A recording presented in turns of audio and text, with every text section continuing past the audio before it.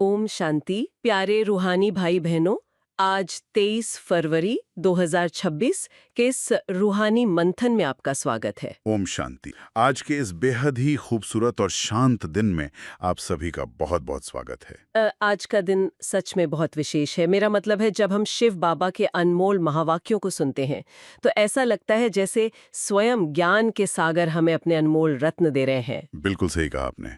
ये सिर्फ शब्द नहीं है, ये तो साक्षात उस मीठे बाप की वाइब्रेशंस हैं जी। जो सीधे हमारी आत्मा तक पहुंचती हैं। आज की दुनिया में जहां हर तरफ इतनी उथल पुथल मची हुई है, वहां बाबा के ये महावाक्य हमें एक बहुत ही गहरा ठहराव देते हैं। सही बात है। और हमारा उद्देश्य भी यही है कि हम एक ईश्वरीय परिवार के रूप में साथ बैठें, सिर्फ इन बातों को पढ़ें नहीं बल्कि इनका बहुत गहराई से मंथन करें। जी बिल्कुल, एक रूहानी मिलन की तरह। हाँ, तो चलिए आज के मुख्य सार से इस चर्चा की शुरुआत करते हैं। आज बाबा ने मीठे बच्चों के लिए एक बहुत ही गहरी बात कही है। बाबा कहते हैं कि यह संगम युग है, चढ़ती कला का युग। इसमें सभी का भला होता है। वाओ। जब मैंने ये पढ़ा तो मैं सोच रही थी कि बाबा ने वो जो कहावत है ना, चढ़ती कला तेरे भाने सर्व का भला, उसका कितना सुंदर अर्थ निकाला है। बहुत ही सुंदर अर्थ है। देखिए, अगर हम आज की दुनिया के हालात देखें तो बाहर हर तरफ हमें उतरती कला ही नजर आती है। मतलब मानवीय मूल्य गिर रहे हैं, हर जगह अशांति है, दुख बढ़ रहा है। बिल्कुल, बाहर तो ग्राफ नीचे ही जा रहा है। जी, लेकिन इसी समय संगम युग पर एक बहुत ही सूक्ष्म स्तर पर हमारी आत्मा की चढ़ती कला हो रही है। और वो कैसे हो रही है? सोचिए, स्वयं भगवान सर्वशक्तिमान इस धरती पर आकर हमारा हाथ पकड़ रहे हैं। ये एहसास ही अपने आप में कितना सुरक्षित महसूस कराता है ना? जब स्वयं परमात्मा हमारी उन्नति की जिम्मेदारी ले लें तो सर्व का भला होना तो निश्चित है। ये कोई साधारण बात नहीं है। सच में दुनिया नीचे जा रही है, लेकिन शिव बाबा हमें ऊपर उठा रहे हैं। इसी चढ़ती कला को लेकर आज बाबा ने एक बड़ा ही मीठा और गहरा प्रश्न पूछा है। बाबा के प्रश्न हमेशा हमें सोचने पर मजबूर कर देते हैं। जी, बाबा ने पूछा है कि बाबा सभी ब्राह्मण बच्चों को बहुत बहुत बधाइयां देते हैं, क्यों? वाह। अब हम तो दुनिया में देखते हैं कि लोग छोटी छोटी बातों पर, जन्मदिन पर या किसी प्रमोशन पर बधाई देते हैं, लेकिन स्वयं गॉडफादर हमें किस बात की बधाई दे रहे हैं? ये बहुत ही रूहानी नशे की बात है। बाबा हमें उस बात की बधाई दे रहे हैं जो पूरे कल्प में, पूरे 5000 साल में सिर्फ एक बार होती है। सिर्फ एक बार? जी, बाबा कहते हैं कि मैं तुम्हें बधाइयां देता हूं क्योंकि तुम मेरे बच्चे अब मनुष्य से देवता बन रहे हो। वाह, मनुष्य से देवता? बिल्कुल। तुम रावण की उन पुरानी जंजीरों से, काम, क्रोध, लोभ जैसी जो भारी बेड़ियां हैं ना, उनसे हमेशा के लिए मुक्त हो रहे हो। और सबसे बड़ी बात, तुम स्वर्ग की राजाई प्राप्त करने का पुरुषार्थ कर रहे हो। और यहाँ सबसे मीठी बात यह है कि बाबा खुद राजाई नहीं लेते। हाँ, वो तो निष्काम है। बिल्कुल, वो हमें राजाई देते हैं। इसलिए वो एक बेहद के पिता के रूप में हमें एडवांस में बधाई दे रहे हैं। एडवांस में बधाई, ये बहुत ही प्यारा दृष्टिकोण है। इस बात को और गहराई से समझाने के लिए बाबा ने आज एक बहुत ही खूबसूरत रूपक का इस्तेमाल किया है। जी, पतंग वाला रूपक। हाँ, बाबा कहते हैं कि तुम आत्माएं पतंग हो और तुम्हारी डोर मेरे हाथ में है। सच में ये सुनते ही दिल को कितनी तसल्ली मिलती है। बिल्कुल मिलती है, लेकिन मेरा एक सवाल है यहाँ पर जो अक्सर हम सबके मन में आता है। जी कहिए। जब हम इसे असल जीवन में देखते हैं, मान लीजिए जीवन में कोई अचानक से बड़ा तूफान आ गया, नौकरी चली गई या परिवार में कोई भारी कलह हो गई या फिर सेहत अचानक से बिगड़ गई, तो ऐसे समय में ये विश्वास बनाए रखना कि डोर बाबा के हाथ में है, ये इतना मुश्किल क्यों हो जाता है? हम इतना घबरा क्यों जाते हैं? ये बहुत ही स्वाभाविक सी बात है और बहुत गहरा प्रश्न है आपका। हम घबराते इसलिए हैं क्योंकि उन मुश्किल पलों में हम उस डोर को अपनी इन भौतिक आंखों से देखने की कोशिश करते हैं। भौतिक आंखों से मतलब हम देह अभिमान में आ जाते हैं। बिल्कुल, हम परिस्थितियों को देह अभिमान के चश्मे से आंकने लगते हैं। देखिए, जब एक पतंग आसमान में बहुत ऊंचाई पर उड़ रही होती है ना, जी, तो हवा के तेज झोंके उसे डगमगाने की पूरी कोशिश करते हैं। जी। पतंग को लग सकता है कि बस अब मैं गिर जाऊंगी, लेकिन अगर उसकी डोर एक बहुत ही मजबूत और कुशल हाथों में है तो वही हवा के झोंके उसे गिराते नहीं बल्कि और ऊपर ले जाने का काम करते हैं। वाह, कितना सुंदर इशारा है। हवा के झोंके उसे और ऊपर ले जाते हैं। बिल्कुल। जब जीवन में तूफान आते हैं तो हमें बस यही समझना है कि बाबा सर्वशक्तिवान है। वो हमें स्वर्ग का मालिक बना रहे हैं। हमें बस अपने विश्वास की जो डोर है ना, वो उनके हाथों से छूटने नहीं देनी है। यानी हमें उस समय ये नहीं सोचना है कि मेरा क्या होगा। सही कहा। मेरा क्या होगा सोचने के बजाय ये सोचना है कि मैं उस सर्वशक्तिवान की छत्र छाया में हूँ। ये स्मृति हमें हमेशा सुरक्षित रखती है। बहुत ही सुंदर बात कही आपने। बस डोर सही हाथों में होनी चाहिए। और इसी विश्वास को पक्का करने के लिए बाबा हमें रोज ये ज्ञान का अविनाशी खजाना देते हैं। जी। चलिए अब आज की मुख्य शिक्षाओं की गहराइयों में थोड़ा और उतरते हैं। आज बाबा ने एक बड़ा ही अद्भुत रहस्य खोला है। हम पूरी दुनिया में देखते हैं कि देहधारी मनुष्य ही गुरु बनते हैं, वही शास्त्रों की कथाएं सुनाते हैं। दुनिया में तो यही रीत है। लेकिन हमारी इस रूहानी यात्रा में पढ़ाने वाला कोई मनुष्य है ही नहीं। ये पूरे विश्व के आध्यात्मिक इतिहास की सबसे रहस्यमयी बात है और सबसे ज्यादा समझने वाली बात भी यही है। दुनिया में हम देखते हैं कि हमेशा शरीर का नाम लिया जाता है। हाँ, कि अमुक गुरुजी ज्ञान दे रहे हैं। बिल्कुल, या कोई बड़े सन्यासी कथा सुना रहे हैं। लेकिन यहाँ हम किसके सामने बैठे हैं? स्वयं सुप्रीम गॉड फादर के सामने, जो निराकार हैं। वो एक साधारण साकार तन का आधार लेते हैं, प्रजापिता ब्रह्मा बाबा का आधार लेते हैं और हमें अमर कथा, सत्यनारायण की कथा व तीजरी की कथा सुनाते हैं। ये सच में बहुत वंडरफुल बात है, निराकार द्वारा साकार में आकर पढ़ाना। हाँ, और दुनिया के लोग अक्सर ये कहते हैं कि ईश्वर तो नाम रूप से न्यारा है। जी, ऐसा ही माना जाता है। लेकिन शिव बाबा बहुत ही सरलता से हमें समझाते हैं कि नाम रूप से न्यारी तो कोई चीज इस ब्रह्मांड में है ही नहीं। शिव बाबा का भी अपना नाम शिव है। उनका भी एक ज्योतिर्बिंदु रूप है। वे सिर्फ इस जन्म मरण के चक्र से न्यारे हैं। सही कहा, वो जन्म मरण में नहीं आते। बिल्कुल, और अपना ये जो कल्याणकारी कर्तव्य है उसे पूरा करने के लिए ही उन्हें एक साकार तन का लोन लेना पड़ता है। निराकार भगवान का साकार में आना, ये कॉन्सेप्ट ही हमारी पूरी सोच को बदल देता है। और बाबा ये अमर कथा हमें सुना क्यों रहे हैं? जी, क्योंकि हमें देह अभिमान से निकलकर देही अभिमानी बनना है। यही तो मुख्य यात्रा है हमारी। हाँ, बाबा ने हमें आज फिर से याद दिलाया है कि आधा कल्प से हम देह अभिमानी बने हुए हैं।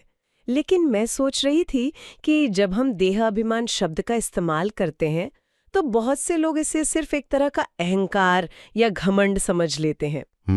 अक्सर लोग यही गलती करते हैं। तो इसका वास्तविक स्वरूप क्या है? देखिए, देह अभिमान का मतलब सिर्फ ये सोचना नहीं है कि मैं बहुत सुंदर हूँ या मेरे पास बहुत सारा पैसा है या मुझे अपनी ताकत पर घमंड है। तो फिर असली देह अभिमान क्या है? इसका सबसे बुनियादी मतलब है स्वयं को ये शरीर ही समझ लेना। आधा कल्प यानी द्वापर युग से लेकर अब इस कलयुग के अंत तक हमने जितने भी जन्म लिए हैं, हर जन्म में हमारी आत्मा इन कर्मेंद्रियों के माध्यम से यही कहती आई है कि मैं फलाना हूँ। जी, हम इस शरीर रूपी चोले को ही अपनी असली पहचान मान बैठे हैं। लेकिन इसके अंदर जो चैतन्य शक्ति है, जो आत्मा है, उसे हम बिल्कुल भूल गए। जो भ्रुकुटी के बीच चमकता हुआ एक सितारा है। जी, वो चमकता हुआ सितारा, हम उसे भूल गए। और सच कहूं तो देह अभिमान ही सारे दुखों की जड़ है। वो कैसे?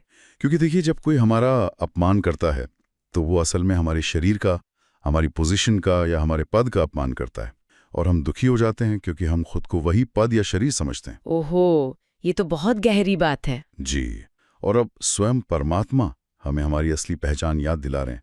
वो कह रहे हैं कि बच्चे, अब मनमनाभव की स्थिति में रहो, देही अभिमानी बनो। यहाँ आपने मनमनाभव शब्द का जिक्र किया। बाबा अक्सर मनमनाभव और मध्याजी भव इन शब्दों का इस्तेमाल करते हैं। जो लोग इन शब्दों के अर्थ को अपने रोजमर्रा के जीवन में उतारना चाहते हैं, उनके लिए इन भारी शब्दों का सरल मतलब क्या होगा? बहुत ही सरल है। अगर हम इसे रोजमर्रा के जीवन से जोड़ें तो मनमनाभव का अर्थ है अपने मन को मुझी में लगाओ। यानी आपकी सोच में, आपकी स्मृति में हमेशा वो एक निराकार पिता रहें। आप कुछ भी कर रहे हो वो याद बनी रहे। और मध्याजीवव का अर्थ है यज्ञ की सेवा में लगो। यज्ञ की सेवा? जी। या फिर अपने हर कर्म को मुझे अर्पण करो। इसे ऐसे समझिए कि आप दफ्तर में काम कर रहे हैं या घर पर परिवार के लिए खाना बना रहे हैं।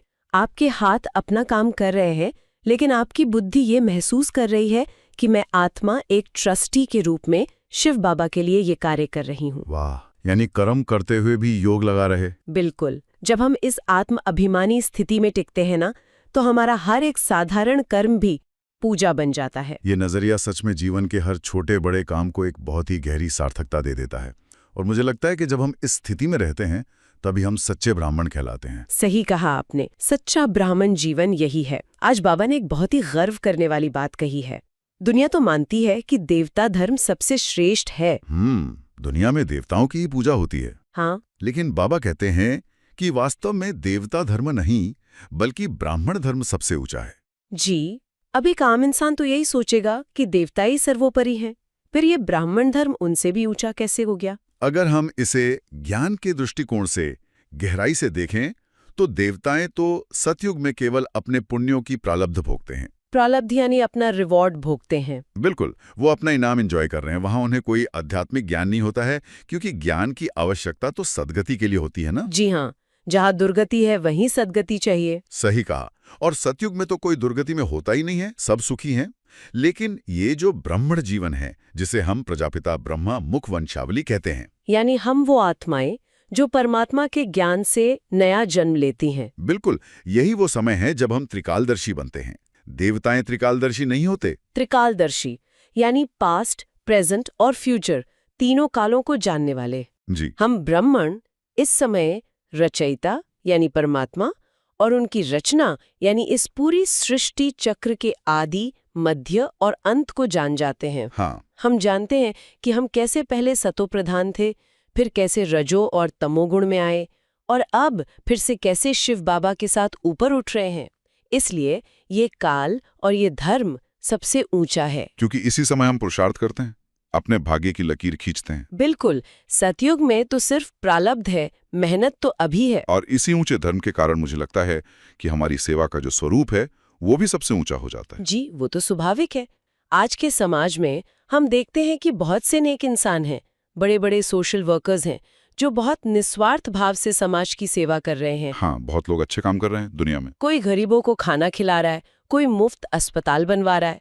फिर बाबा हमारी इस रूहानी सर्विस को दुनिया की उन जिस्मानी सेवाओं से अलग और सबसे श्रेष्ठ क्यों बताते हैं? देखिए, दुनिया के जो सोशल वर्कर हैं वो अन्न, वस्त्र या दवाइयों से शरीर की सेवा करते हैं। जी, वो भी एक बहुत अच्छा कर्म है। जी, पुण्य का काम है। बिल्कुल, लेकिन वो सुख कैसा है? अल्पकाल का है, कुछ समय का सुख देता है।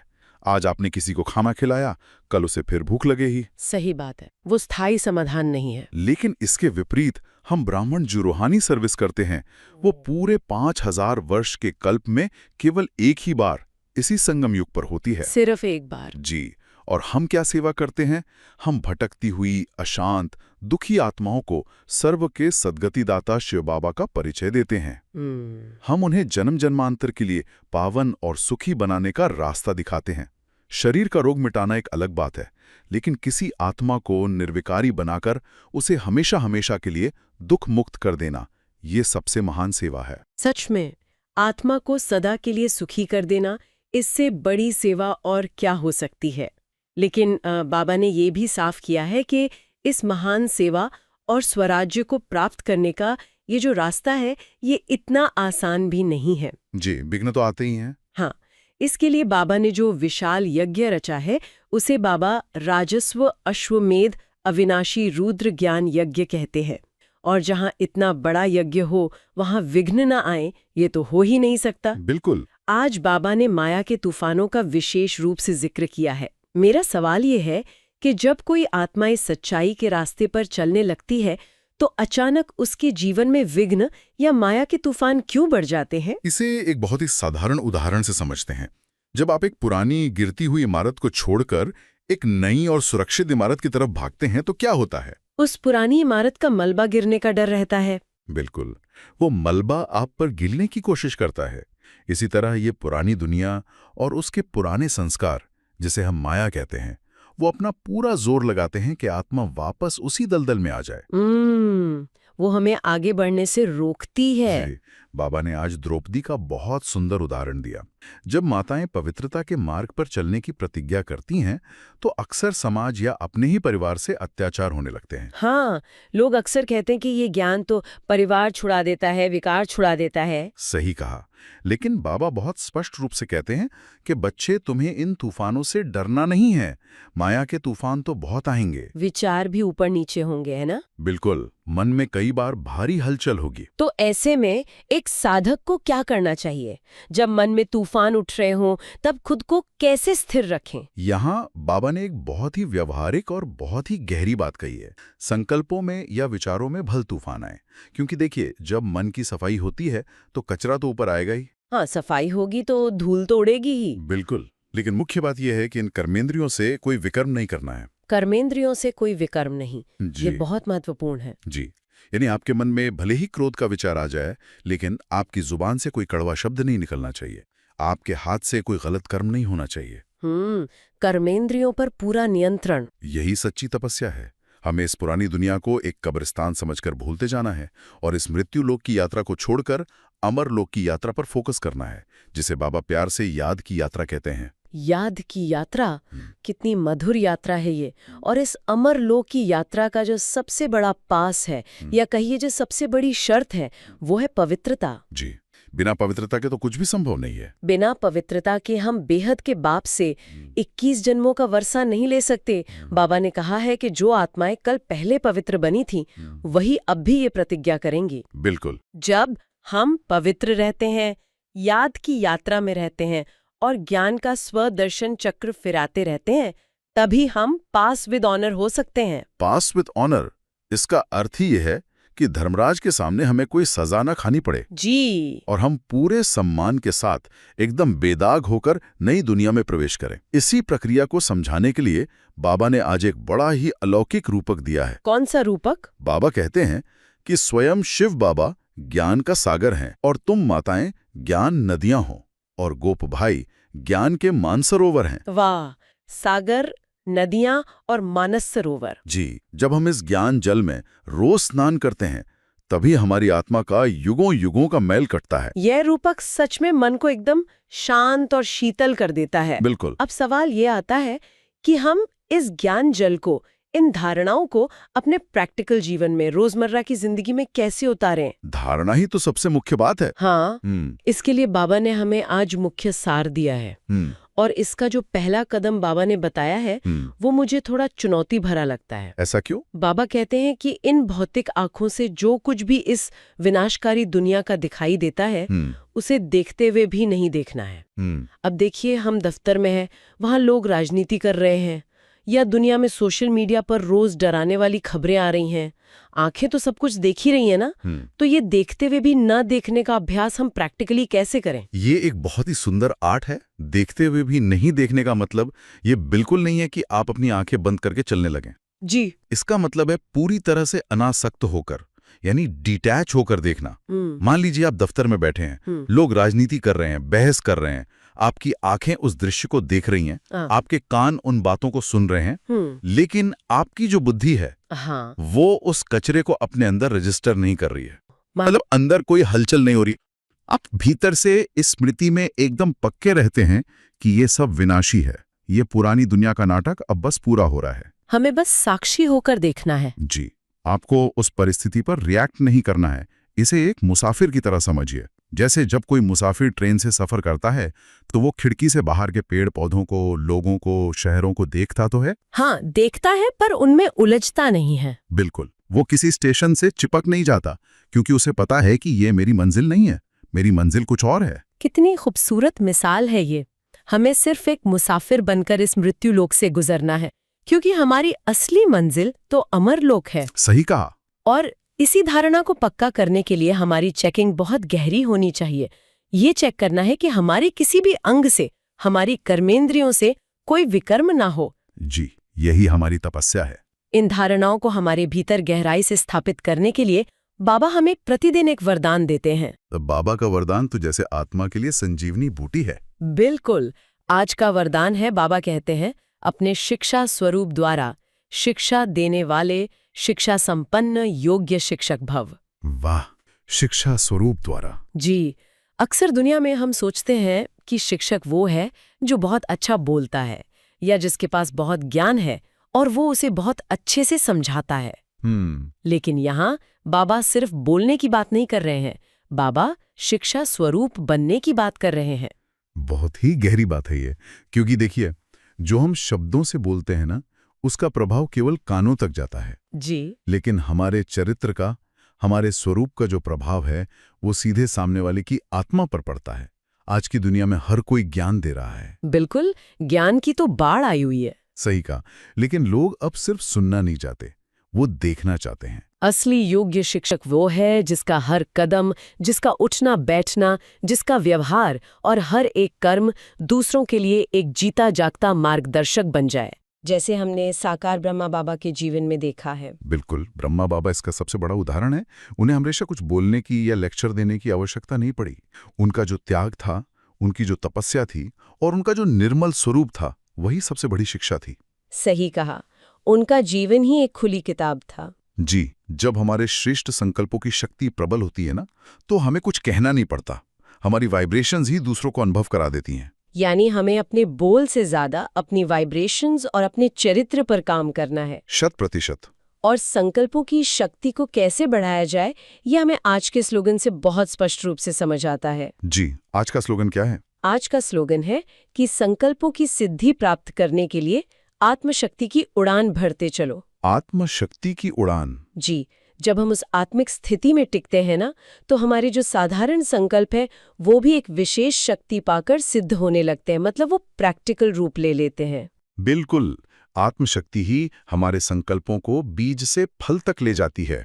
और इसी आत्मशक्ति को हम अपने व्यवहार में कैसे लाएं, इसके लिए अव्यक्त बाप दादा ने हमें एक बहुत ही सूक्ष्म इशारा दिया है। अव्यक्त इशारे हमेशा हमें अंतर्मुखी बनाते हैं। हाँ, आज का अव्यक्त इशारा है, एकता और विश्वास की विशेषता द्वारा सफलता संपन्न बनो। इसमें बाप दादा ने मुख्य रूप से हमारी वाणी की शक्ति पर फोकस किया है। अगर हमें इस ईश्वरीय परिवार में या फिर अपने लौकिक परिवार में भी एकता और विश्वास कायम करना है, तो हमें अपने बोल पर बहुत बहुत ध्यान देना होगा। वाणी पर नियंत्रण बहुत जरूरी है। बाबा कहते हैं कि अलौकिक बोल और फरिश्तों के बोल बोलने हैं।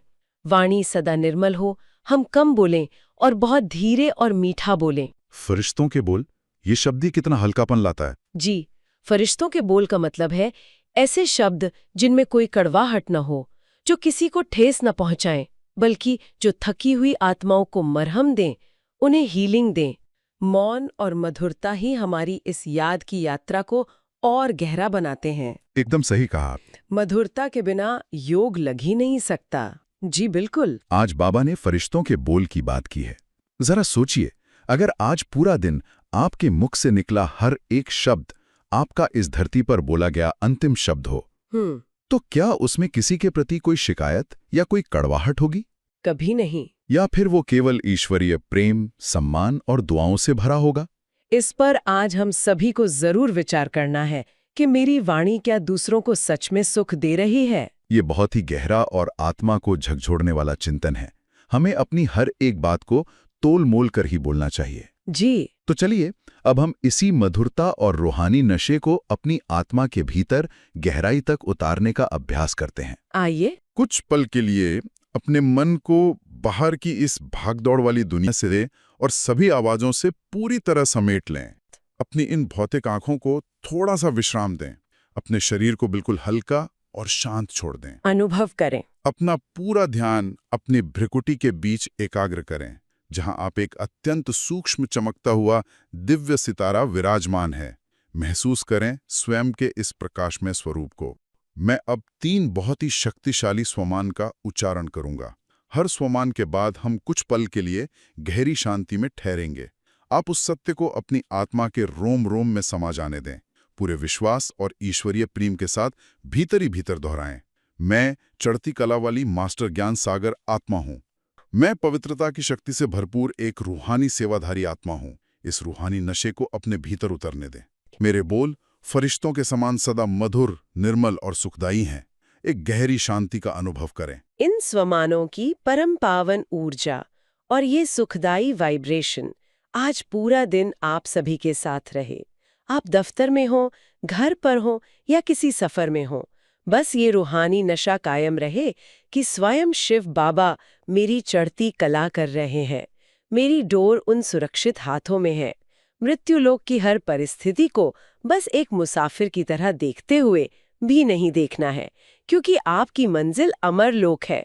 इसी स्मृति को अपने मस्तक की मणि बनाकर रखें। स्वयं को सदा उस मीठे बाप की छत्रछाया में महसूस करें। अगर आज के इस रूहानी मंथन से आपको कोई विशेष प्रेरणा या स्वमान का अनुभव मिला हो, तो उसे अपने जीवन में धारण करें और दूसरों को भी प्रेरित करें। अपने विचार या अनुभव कमेंट में साझा करें, ताकि अन्य आत्माओं को भी शक्ति मिले। याद रखें, हर शुभ संकल्प ही विश्व कल्याण की सेवा है। ओम शांति। ओम शांति।